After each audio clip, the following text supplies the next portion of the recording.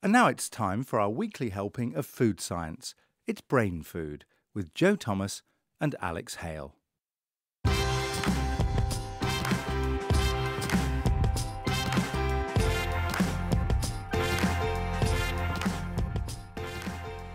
Hello and welcome to Brain Food. I'm Alex. And I'm Jo, and as always we've got some very tasty science morsels in store for you.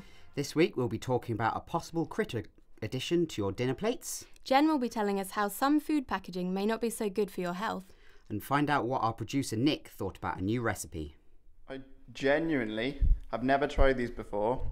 Ew, what is it? It looks really unappetising. It's a bit disgusting, to be honest. That's disgusting. I wouldn't eat that at all. But before we get started, here's a bit of food for thought. Why do onions make you cry? Please tweet in your answers or any other comments to @BCFM Radio, and do stay tuned as we'll reveal the correct answer at the end of the show. Now, here is Estelle with this week's food news. Researchers at Harvard University have found that people eating at fast food restaurants like Burger King, Subway and McDonald's underestimate the number of calories in their food. The study, published in the British Medical Journal, questioned over 3,000 fast food customers from New England in the United States and found that, on average, adults underestimated the calorie content of their food by 175 calories, teenagers by 259, and parents underestimated their children's meals by 175. The biggest underestimates were made at Subway. A study by the government's waste advisory body reveals that, despite improvements, the average UK family is still throwing away almost 4.2 million tonnes of food and drink every year. The Waste and Resources Action Programme calls on top retailers to make changes to their portion sizes, offers and food labelling to help consumers further reduce their waste. An exhibition at the Science Gallery in Dublin is displaying cheeses that have been made from human bacteria. Christina Agapaktis, a postdoc researcher at UCLA, and Norwegian scent expert Cecil Tulas teamed up with chef Michael Poland to make cheese from bacteria taken from the nose, belly button and armpit. The project, called Self-Made, demonstrates how many of the stinkiest cheeses are made from host to bacteria that are closely related to those which cause the characteristic smells of human armpits or feet. Thanks, Estelle. Now, in the run-up to Christmas, it all seems to be about food. But the Brain Food team this week has been investigating a slightly different kind of meal: insects. The practice of eating insects for food, known as entomophagy, may seem unusual to us, but 2 billion people in the world eat insects on a regular basis as part of their diet. With a growing world population and dwindling resources, could insects be the food for the future? They're easy to farm and extremely nutritious, providing more protein per kilogram of feed than any regular livestock. So, are insects the answer to our food problems? We're joined today by Professor Stuart Reynolds, an entomologist at the University of Bath, who studied insects for the past 40 years. Good afternoon, Stuart, and thank you for joining us. It's a pleasure. So, entomophagy seems to be getting a lot of attention at the moment. The UN recently published a report about the benefits of eating insects. There's lots of new initiatives out there to encourage it, suppliers and restaurants which serve and deliver insects, and edible insects seem to be a bit of a new favourite at food festivals. So, Stuart, why do you think this is? Why is this happening now? Well, thinking about it seriously, people are concerned about how the growing population of the planet will be fed. At a less serious level, of course, there's always "I'm a celebrity, get me out of here," where I understand, I don't watch the programme of course, people are occasionally asked to eat insects. So, just to define an insect, what are we talking about here? Oh, it's a crunchy critter with 6 legs. That's easy. And which, I mean, I presume it's not every insect that can be eaten. Some must be toxic and things like that. Which are we talking about? Oh, there are literally thousands of insects that people do eat from time to time. I wouldn't like to say how many there are that couldn't be eaten. I suspect most of them can. Yeah, and I think one of the most frequently eaten groups is beetles. Is that right? Coleoptera. Yeah, beetle grubs.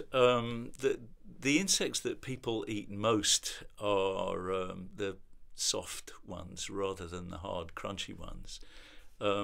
Personally, I think that probably the crickets and locusts are probably nicer.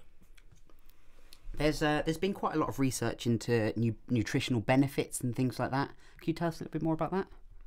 Well, insects are a good source of protein, and there are a lot of people in the world who don't get enough. But actually, insects are also a pretty good source of harder to get nutrients like unsaturated lipids, the famous omega lipids, and they're pretty good on vitamins too.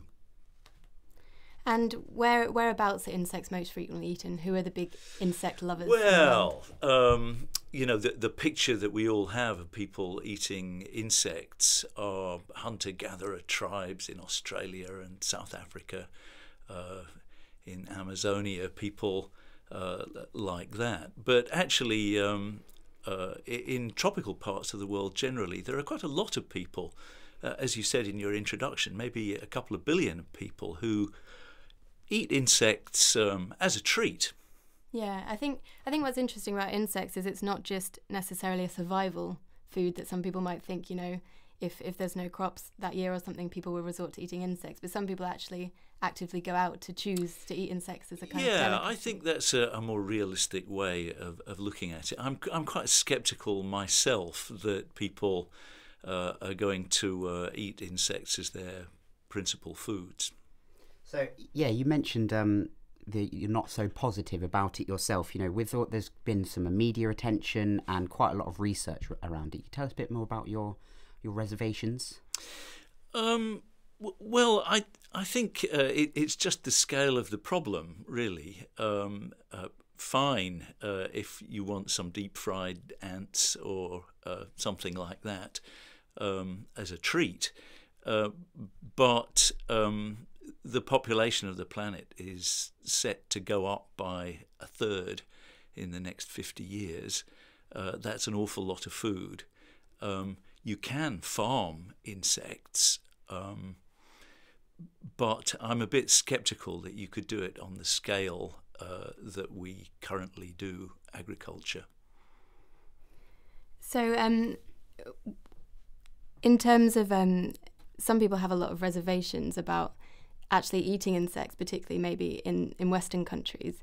There's an argument that actually you could take, instead of eating an insect whole, you could maybe process the proteins and the fats and things like that and take them. Do you think that would be more tolerated? Yes, a lot of people are very interested in that, and it won't be unfamiliar to your listeners that a lot of people think that eating insects is a pretty yucky idea, and turning the insects into some kind of protein-rich flour sounds perhaps a bit better. But then the more you're talking about processing the food, the less the benefit in terms of feeding the billions. Thank you very much, Stuart. Hopefully you can hang around a bit more to discuss our later topics. Now, you may think eating insects isn't all that appetising, but have you ever thought about what your food actually comes in? Our specialist food correspondent, Jennifer Roger, went to find out more about all things packaging. We use plastic packaging all the time. You might be drinking from a plastic bottle right now, but have you thought about what it's made of and how it's affecting you? Possibly not. Here in the UK, most plastics we use are PET, or polyethylene terephthalate, but some contain bisphenol A, or BPA as it's commonly known. Recently, many studies have been looking into BPA and the effects it has on our bodies if it gets into our system. Currently, the European Food Safety Authority states BPA is safe, although there is a tolerable daily intake and it's been banned in the use of baby bottles. However, this safe status is coming under review to be completed in 2014, looking at the new evidence. But what is the evidence? Firstly, there are possible neurodevelopmental effects acting on your brain and nervous system. It may also have a negative effect on fetal and infant brains, hence the banning in baby bottles. The effect of BPA on reproduction, especially in IVF cases, is also appearing often, with one study finding women with higher levels of BPA were up to 80% more likely to miscarry. I spoke to Paul Marsh, editor of specialist magazine Packaging Scotland, to find out a bit more about the worries of BPA. Fears raised by the American Society for Reproductive Medicine do sound worth taking note of. Certainly with the report mentioned canned goods. Plastic bottles certainly doesn't seem to be an issue here. Everything, all the kind of bottled water that you get in the UK and so on, uses the PET material, which seems to have no toxicity in this kind of sense associated with it. But not only can we get BPA from packaging, there are other areas. One of the older printing technologies used for cash register receipts used thermal printing paper, this kind of shiny paper with you sometimes notice the ink that comes off. That's been mentioned as actually a source of free floating BPA. It's actually particles of it that can come off in your hand, and that sounded to me like something quite perhaps if you go into these shops that have got maybe an older cash register technology, and it sounds like that's maybe something to think about if you are particularly worried about fertility, those kind of issues. Any packaging material that can contaminate our food is concerning, so what better options are out there? Well, I think a lot of people would agree would probably like to be using natural materials or more natural materials. There's actually a new generation of plastics, people call them bioplastics, which are made from plant materials, and they are in some cases actually compostable, and this is a phrase that generates a lot of contention in the fact that so many people claim to be making compostable products, but in actual fact, really almost anything is compostable when you think about it, but it's a question of, that notebook you're holding will break down, but it might take a very long time to do it. What we want are things which break down quickly and which can be processed by municipal waste treatment facilities and so on to make something that doesn't really leave an environmental impact. So, while BPA is being reviewed by the Food Standards Agency, it's hard to say one way or the other on the overall damages of BPA. But if you are concerned, consider buying a reusable BPA-free water bottle. Many companies sell these bottles, so search online or check the bottom of any you buy in a shop. Not cooking food in the plastic packaging it comes in, as heat can help the contamination. And just checking your packaging a bit more carefully. BPA products will normally have the number 3 or 7 on them, but as long as it says PET, you're fine. Tweet us pictures of you and your BPA-free water bottle at BCFM Radio, and go to our website or packagingscotland.com and search for BPA to find out more. That was Jennifer Rogers there. Stuart, is this something you're aware of? Any thoughts? Well, it's a really very difficult problem because chemicals are everywhere, and the kinds of effects that we're talking about here take a long time to emerge. So safety testing is very difficult.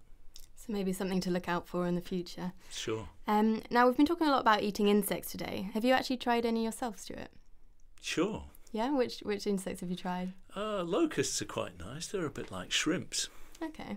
Now, I've not tried any personally, but we thought it was only fair that at least one of the BrainFood team actually did today. So here's our producer, Nick, who cooked up quite an unusual meal just last night. Okay, so those onions are cooking away. I'm about to place the locusts in the wok. In they go. So the locusts have had a little bit of cooking time now. They're looking nicely, well, brown's the wrong word because they are brown. In go the noodles. And mix them around for a little bit. So the stir-fried locusts are on the plate. It's crunch time, for want of better words. And here it goes. I'm going to try some stir-fried locusts for the very first time. So yeah, that was my quick guide of how to cook a locust stir-fry. And once I got over the stomach churning sensation of actually eating locusts, I was actually genuinely surprised at how nice they turned out to be. Preparation and cooking time only took about 10 minutes, so I'm sure we'll all be having locust on the menu in the future. Well, that sounded like Nick actually quite enjoyed those. Do you think they will be on the menu in the future in Britain, Stuart? Specialist restaurants, yeah, I think. Specialists only. So insects are the food. Are they the food of the future? Perhaps yet to be decided. Thanks very much to our guest, Professor Stuart Reynolds, for joining us today. Thank you, Stuart. So our food for thought question was, why do onions make us cry? The answer is that onions release a chemical called sulfenic acids when cut that irritate our eyes. Your tear ducts react by trying to flush out the chemicals with tears. The best way to avoid making onions cry is by cutting them underwater. Thank you for all your tweets, and well done to those of you that got it right. That's all we've got time for today. Please join us next week, where Alex and I will be discussing whether superfoods can really make you smarter.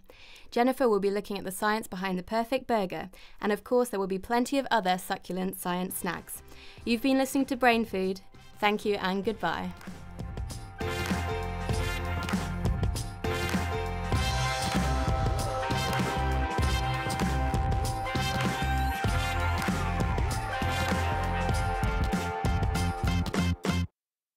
BrainFood was presented by Joe Thomas and Alex Hale.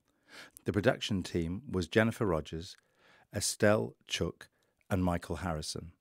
The studio producer was Nick Moylan.